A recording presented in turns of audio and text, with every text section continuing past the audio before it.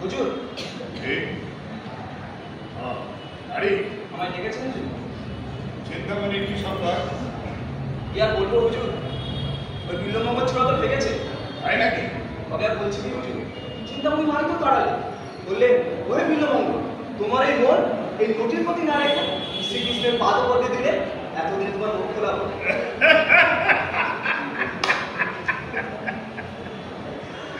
বলো কি রে, এ তো দেখি নোটির মুখে রাম নাম।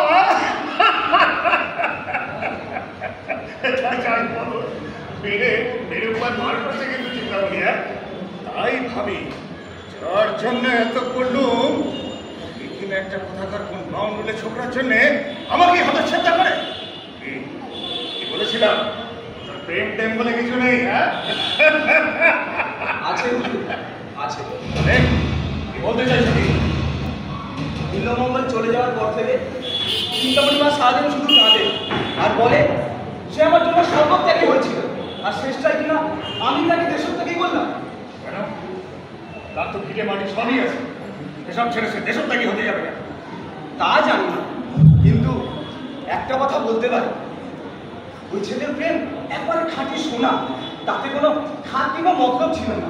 সে যাই হোক, চিন্তামণির ঘাট থেকে যে বিল্লমঙ্গলের ভূত নেমেছে এই নয়। শোনো, বলে চিন্তামণিকে গিয়ে বলো আজ রাতে আমি আসবো, আসর যেন প্রস্তুত থাকে। আমায় মাফ করবেন, আসলে আর কোনোদিনও বসবে না।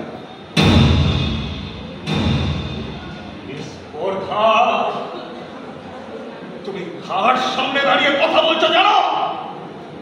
জানি হুজুর, কিন্তু আমি যে নিরুপায়। নদী চিন্তামণির মৃত্যু হয়েছে। সেদিন কবে, কখন? যেদিন বিল্লমঙ্গল গেছে সেদিন নদী চিন্তামণির মৃত্যু হয়েছে। চিন্তামণি মা নদী চিন্তামণি নেই, শ্রীকৃষ্ণের চরণে নিজেকে সঁপে দিয়েছে।